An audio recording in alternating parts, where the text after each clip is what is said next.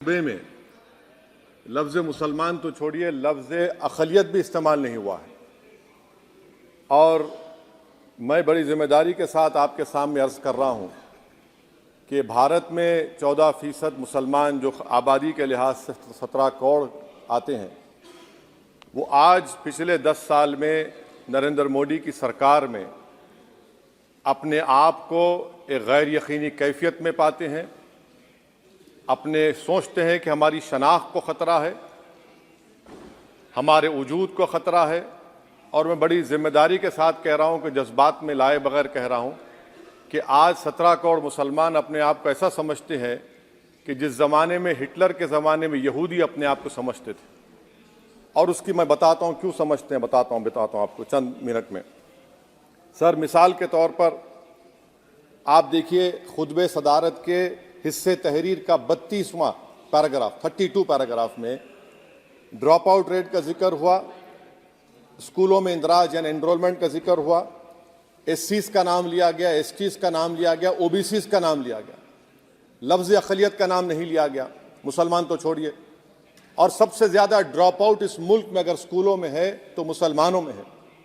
सबसे कम एनरोलमेंट अगर है तो मुसलमानों में हायर एजुकेशन में। गवर्नमेंट का डेटा है सर कि मुसलमानों का जो स्टूडेंट ड्रॉप आउट है वो 14.42 से क्लास 1 से शुरू होता और वो क्लास 6 और 8 को पहुंचे अब तक वो 10.76 को पहुंचता है। ये गवर्नमेंट का डेटा है, यानी क्लास 1 से क्लास 6 से 8 तक ये हाल है। आपने क्या किया सर इस बजट में?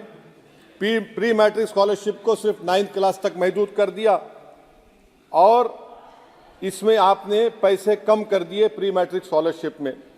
और सर 2022-23 का बजट आप देखिए, 5026 करोड़ रुपए दिए गए थे, जिसमें से सिर्फ 663 करोड़ इस्तेमाल हुए।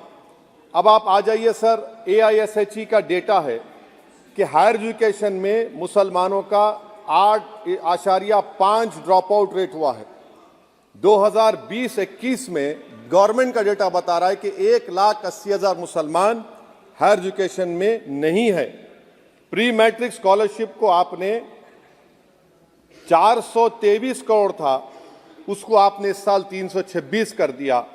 मौन आज़ाद फेलोशिप को 45 करोड़ कर दिया। MCM जो 44 करोड़ था 33 करोड़ कर दिया। बताइए, जो सबसे ज़्यादा जिसका कम्युनिटी का ड्रॉप आउट रेट है और जो हायर एजुकेशन नहीं, उससे आप ये बर्ताव करते हैं। सर, दूसरी बात यह है कि हम ये देख रहे हैं कि 10 साल में इस सरकार में कोई हद नहीं छोड़ी है गलत हुक्मरानी की, नफरतों को भड़काने की, कोई हद नहीं छोड़ी गलत फहमियों को फैलाने की, और कोई हद नहीं छोड़ी इस मुल्क के अवाम नास को तर्क करने की। इस 10 साल में हमने क्या देखा सर? जमहूरियत हमारे वतन अजीज की को बचाना बहुत ज़रूरी है, ये गरीबों के लिए और कमज़ोरों की एक बहुत बड़ी ताकत है। मगर 10 साल में 9.5 साल में क्या हुआ? सिर्फ एक शख्स को मजबूत कर दिया गया, एक मजहब को मजबूत कर दिया गया, एक आइडियोलॉजी, एक नज़रिए को मजबूत कर दिया गया, एक शनाख्त को सब शनाख्त के आगे दूसरे